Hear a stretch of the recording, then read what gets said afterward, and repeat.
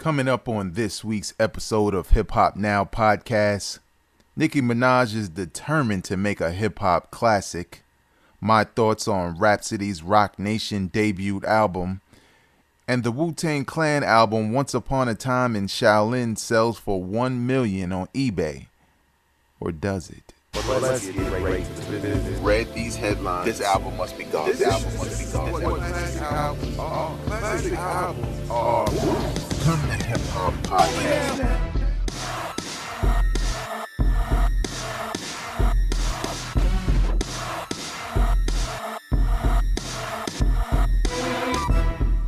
What up, y'all? I am your host, Vegas, and this is Hip Hop Now Podcast, a podcast designed to catch you up on all things hip hop, music, and culture that happened throughout the week.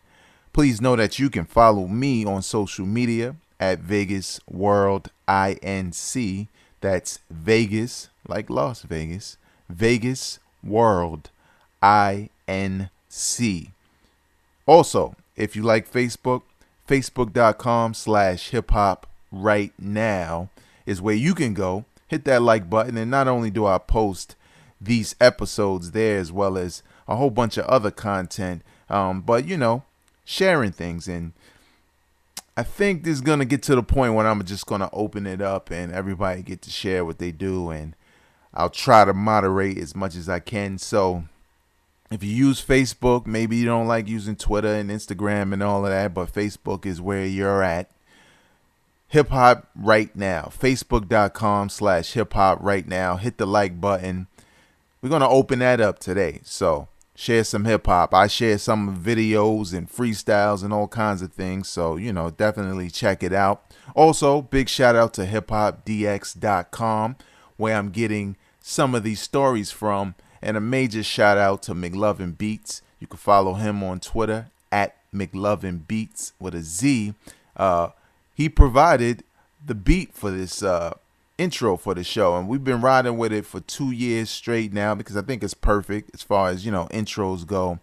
But I'm thinking about doing a new one, so if you want to get in the running for making the beat for the potential, that's the operative word right there, the potential theme song or beat for the 2018 season of Hip Hop Now podcast, please do so. And more importantly, share this podcast with those enjoy hip hop content, because the whole idea behind this podcast is to keep you up to date on what's going on. So let's just get right into the business. And I know when you heard it in the intro, you were kind of like, man, who cares? But I find it kind of interesting. Nicki Minaj explains why her next album needs to be a classic. She said this, and I quote, "I'm a little bit swamped. Some days I go into the studio at 6 in the morning. Some days I won't come out until 6 in the morning. I've seen my fans grow up for the last 10 years, which is crazy. I've been following some of them for 8 years on Twitter. Imagine that. There are kids who have gone to college tweeting me their freaking degrees when they graduate, or tweeting me pictures of their babies. And I remember when they had, okay, what are you talking about, man? What's up with the album? Okay, we just skipping forward." And I quote Nicki, "That's why I'm not rushing the album, because it means so much to me. I have to release a classic at this point." How do you do that? That's my question to Nicki. How do you aim for a classic? If you listen to the stories behind a lot of classic albums, the majority of the time, they weren't trying to make a classic album. They were just trying to make the best album they could make.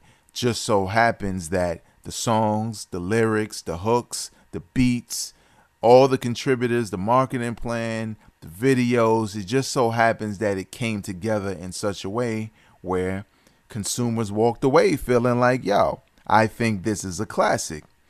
So I don't think you can just go in the studio and just say, I got to work hard on a classic. Now, one thing that really makes me a little curious about these statements from Nicki on a number of levels is the fact that this is not the first time she mentioned that she needs a classic or this next album is going to be a classic or whatever. But if you've been following pop culture, you'll know that Nicki Minaj and Nas have been seen together frequently as a couple. But I don't really always fall for the banana in the tailpipe. Now, I'm not saying that they're not doing something together. I mean, who knows? And I could care less. But the simple fact of the matter is, well, I've observed, and I know some of you have, there's been a history throughout hip hop and R&B and music in general where someone needs the assistance of another, right? Because they're working on a certain project and they want to draw some attention to themselves. We know Nas got an album coming. So him being linked romantically with Nicki Minaj is going to put him in the crosshairs of Nicki Minaj fans who tend to be more pop fans. And if Nicki Minaj is talking about I'm going to need a classic, and now she's linked to Nas, and we all know Nas is ghostwritten for the ladies, like Foxy, and he's a ghostwriter for a couple other things. But if we know that Nas is around while she's trying to work on a classic, and Nas knows a little bit something about classics, I mean, let's put two and two together, So, I don't know. What do you think? Do you think Nicki Minaj has a hip-hop classic in her or just a classic album in general? Honestly, I don't think so. I'd be surprised. I'd be pleasantly surprised if that turned out that way. But I don't think so because I think she's so far down that pop culture deep end that the Nicki Minaj she was in the beginning, which wasn't this crazy bubblegum version, I think that version's gone. You know what I'm saying? But maybe Nas is there to help bring that back. Kanye West and Jay-Z reportedly are one step closer to reconciling their relationship. I don't care. Let's move on. Well, some people might care. Fans of Watch the Throne and fans of the Kanye, Beyonce, Jay-Z trio, I guess they would be happy. But honestly, here at Hip Hop Now Podcast, we only care about the music. So if it makes for better music, so be it. But if it just has no bearings on the music at all, it's cool that those brothers reconcile, but I don't care. Lil C's and Edie Amin became cool following the Biggie and Tupac murders. This is a DX exclusive, so you can visit Hip Hop DX if you want to check out the article. Let's see. One of the things he said, the Junior Mafia and Outlaws members speak on how the decision to dead the beef angered fans in Fox's upcoming Who Shot Biggie and Tupac. Now, I did watch a video on YouTube where the Outlaws talked about how they wound up becoming cool with Junior Mafia, and it was really off the strength of a mutual woman that C's was messing with and wanted to do. I can't remember. Somebody from the Outlaws was messing with. I mean, when you think about it, it was all stupid anyway. It never really was that much of a beef between the crews. Definitely not a beef between Tupac and Biggie directly. I know what was said on records, but the simple fact that they never really got a chance to sit down and talk suggests that, the whole situation was ignorant. I don't know if I'm going to watch the Who Shot Biggie and Tupac joint. I just don't know if I could do it. Not saying that's going to be whack, but at the end of the day, it's for ratings, man. People are curious, man. If the media could, they would keep this a mystery forever, as long as people cared about it. See, the thing is once people stop caring about it, that's when things kind of get solved. If you look at things that have happened during presidential administrations, you know what I'm saying? Things we knew what was kind of going on or were suspicious about, have come to light because now, certain individuals are dead and they can't be harmed by the news, and the people who were at the cusp of the story and would have, been upset and would have had the tax dollars and the votes in order to make changes, they don't care anymore. You know what I'm saying? And there's a new generation ahead. So it's one of those things where, this whole Biggie Tupac thing was during my generation, and we still care about it, and we still have a voice, so they're going to keep dragging it on. But once my generation gets about 50 or 60, then that's when we'll be like, oh, Tupac is actually alive, y'all. But he's not. And yes, Suge Knight said he believes Tupac is still alive, but I believe he needs to sell more records to pay lawyer fees, because that's what happened. You say something like that, people go pull out records, or if they can't find them, they go buy them. That's just what happens. DMX is sober and staying in rehab, according to his attorney. It says X is back to being human again. Damn, what the hell was he before? Well, a dog, I guess. That was a really bad joke. But that's good to see DMX is back at it. Martin Shkreli. You remember that dude? The dude who purchased Wu-Tang Clan's secret album Once Upon a Time in Shaolin. Came with the nice case and the stamp, and I'm just going to go out and say probably a whack album from the Wu. But a lot of songs on there. He purchased it in 2015. Wow, time flies. And which was supposedly the first, last, and only, no, my bad. In 2015, Martin Shkreli got his hands on the one and only copy, supposedly. Okay. So, apparently, in 2015, I had to think back. This is the only copy of this album, so that's what kind of makes it exclusive. There are no other copies. This is like the master. This is everything. But recently, Martin Shkreli wanted to sell the album and sold it on eBay for $1 million. Sold it recently, September 15th. The item condition says like new. That's crazy, right? Like new, but Matt M80 Markov, a close Wu-Tang affiliate who has worked as an artist, A&R, and executive alongside the Wu-Tang family for over 15 years, is attempting to change that outcome. eBay closed the bidding on this rare, air quotes, artifact, which again sold for $1 million. He says that the sale, this is the dude, Matt Markov, if I'm saying his name correct. He says that the sale is not valid. Yeah, that's basically, it's a lot here, but I'm extremely confident, this is a quote, I'm extremely confident that in light of Martin's recent incarceration, there's potential that the eBay auction will not hold up. There is doubt the buyer is a qualified candidate who has the requisite funds, meets seller's specific deadlines, and is a real candidate versus a friend of the seller who may have intentionally bid up the auction in hopes of reaching a greater sales potential. Haha. Now, if you've done anything on eBay, a lot of selling and stuff like that, that is one tactic. Like, if let's say you selling a pair of Beats headphones or something, and maybe it's in an auction and the headphones retail at $300.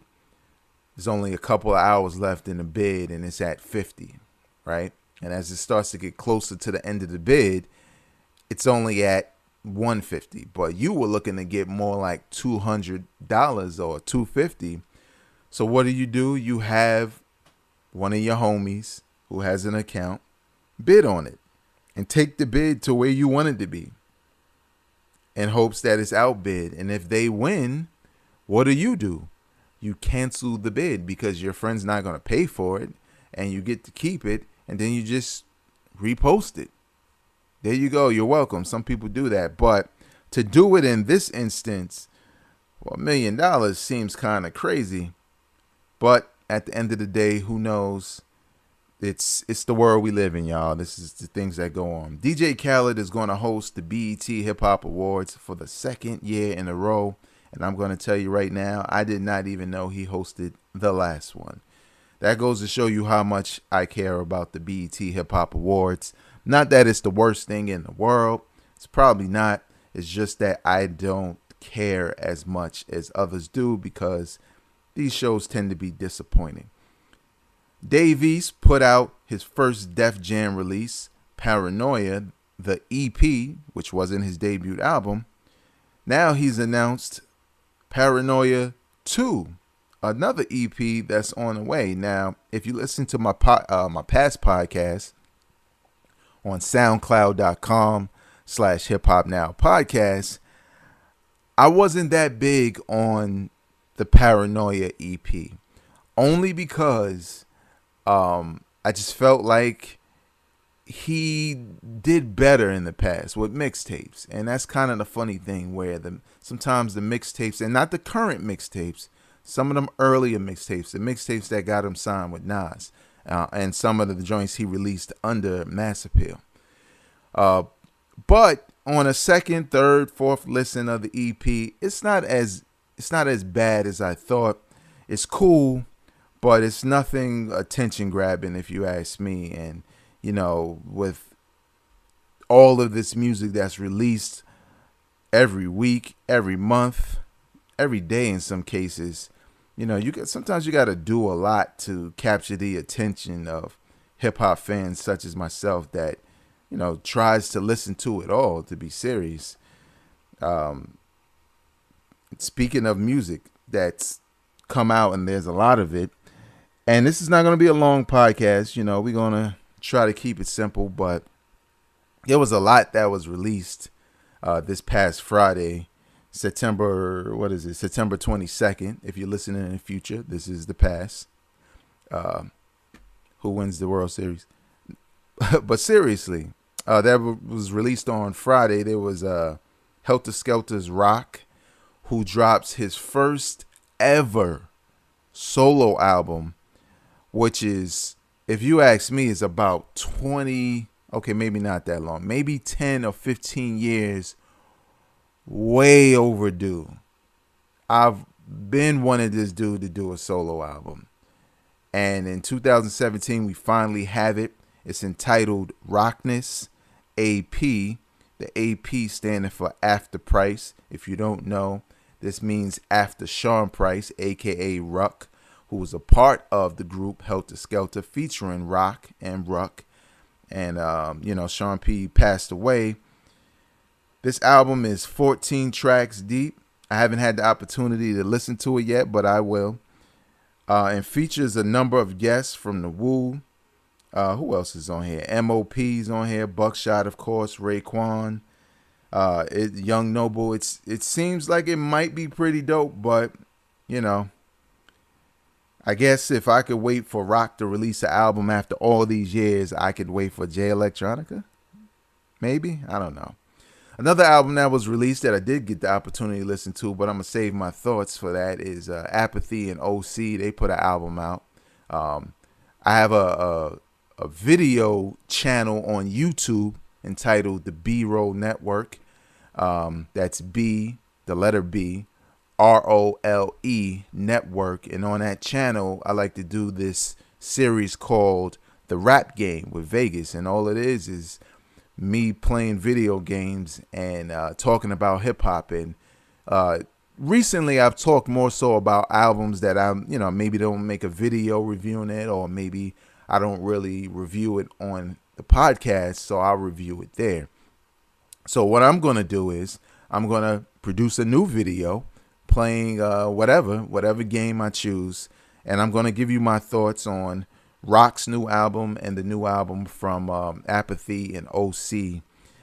But the album I am going to talk about on this podcast, because I've listened to it a couple of times now, because I got a little early copy, is Rapsody's debut album on Roc Nation. It's is this Layla's Wisdom? I got to get the correct pronouncer on here, but maybe it's Layla's Wisdom. I'm just going to go with that. But yeah, this is the follow-up to the EP that I didn't really care for as much that Rapsody put out entitled Crown. That was that was last year. And this new album on Roc Nation features Kendrick Lamar, Anderson .Paak. If you don't know about him, you definitely need to check that out. Black Thought, BJ the Chicago Kid, Music Soul Child, Terrence Martin. If you don't know, he worked with Kendrick a lot. And after listening to this album, I have found that this is one of the best of the year. No, I did not say the best. One of the best of the year. And that's going off of maybe 2.5 listens. Mainly because, one, I didn't know what Roc Nation was going to do with Rapsody. Whether they was going to let her do her, or whether they were going to let her live, you know what I'm saying? And I mean, well, same thing, but whether they were going to try and make her more appealing to a more mainstream audience, like they tend to do from time to time with J. Cole. And there's like 1 or 2 records there. If you've heard Rapsody's catalog before, whether it's the mixtapes or the other projects she put out, you know what her sound is. So when you hear like 2 or 3 records that sound outside of that, honestly, there was only one that I skipped. And that's saying a lot when you skip one track. And that one track that I skipped isn't even that bad. I just think it is 1 or 2 things. That I didn't belong where it was on the album as far as the placement, or it didn't belong on the album at all because of the sound. It just was one of those records that just sound off from everything else that was already there. But of course, it features production from Ninth Wonder. Who else is on here? Ninth Wonder's on here. I got to go through the list. I believe there's some Alchemists on here. Can't remember exactly, but it's a number of people on here. Busta's on here. That's another. Maybe I skipped 2. All right. Maybe I'll say I skipped 2 because there's a record on here that I don't even know if Rapsody's on it. I think it's like a Busta interlude, but he's rhyming. I'm just not a fan of Busta when he tries to be too lyrical. And I'm not talking about when he flows. Like, Busta has a tendency to marvel at his own work too much. You know what I'm saying? Like, say a line and step back and admire it instead of just moving on. You know what I'm saying? Like laughing it off, like, haha, you heard this slick stuff I said then. It's like, nah, man, it really wasn't that slick. But nevertheless, it's Busta Rhymes. You know what I'm saying? And it's not that bad, and he's a legend in the game. But overall, in the album, what makes this album dope to me is lyrically, Rapsody is always interesting. You know what I'm saying? Now, there are times where she's just spitting, and that's fine. And her style of rhyming is really more about wordplay. And then there's times where she's telling a story or she has a concept. And she, again, I said it before in a past podcast, she does a good job, a great job of speaking from a woman's perspective without alienating the fellas. You know what I'm saying? It's really difficult to do that as a woman because a lot of times, most dudes, you got to be the hardest female MC ever, or you have to be overly sexual. You know what I'm saying? Like, some dudes really can't take you off the merits of your skill unless it's one of those extremes. And, you know, like a example of those extremes is, you know, you got to be super lyrical to get respect from the dudes. That's like a Rod Digger. Or you got to be super sexy and no one really cares about your lyrics, but we only really care about your sexuality is somebody like a Nicki Minaj or whatever. So it's one of those things where Rapsody does a good job of balancing it all. You know what I'm saying? She knows her sexuality, but it's not thrown in your face. You know what I'm saying? She's not telling, it doesn't stand out as much. You know what I'm saying? Like when Lil' Kim said, you know, I be drinking babies, I woke up like, oh, what? What'd she say? You know what I'm saying? But it was more so, it was the metaphor more than anything that got me. But, you know, it also was overly sexual, which, you know, for some dudes, that's all they cared about. But I feel like with this album, I think we've had a lot of dope, like really dope boom bap style albums on a mainstream level. You know what I'm saying? And I'm talking as far as exposure. I'm not talking about what labels you're on right now. Because when I think about like Royce da 5'9's mixtape, Bar Exam 4, you know, real super lyrical, but sure he's rhyming over other people's beats. Sean Price's album, you know what I'm saying, is straight boom bap. Even Action Bronson's album is straight boom bap. And it's kind of like, I'm not a fan of boom bap that sounds like it came out in the 90s. I need you to upgrade your techniques and advance the boom bap sound. And on this Rapsody album, man, there's some tough beats, like the first 4 songs that come on. I was just trying not to get ahead of myself and say, yo, I really like this album. This is better than this, is better than that. Nah, I just think it's pretty dope. So if you're a fan of Rapsody, get it right now. Get this album right now. It's exactly what you like. It's exactly what you expect. That could be a good thing or a bad thing, but it is not a disappointment. If you never heard of Rapsody before, honestly, I would point you to a number of mixtapes for you to get as a primer. But if you want to start with this album, I would say it's definitely worth checking out. And if you like this album, definitely go back and check out her prior material because it's just as dope. That's going to do it for me for this week. You can follow me on Twitter, Instagram, or Snapchat, or all of them, at Vegas World INC. Vegas World INC is the tag. If Facebook is what you do, facebook.com/hiphop right now. Also, on YouTube, I mentioned it earlier, but I'm going to mention it again. You can subscribe to the B-Roll Network for more content like this and other stuff. The B-Roll Network, just search for it in YouTube. Just type the letter B, put a space, then ROLE and network. Subscribe, check out the videos, and share all of this content with people you know enjoy it. This podcast is available on iTunes, Google Play Music, Stitcher Radio, Podbean, Spreaker, I'm forgetting some now, TuneIn Radio, and SoundCloud.com/HipHopNowPodcast. Until next time, y'all, I am not a critic, I'm a fan. Peace. Drop it on the random.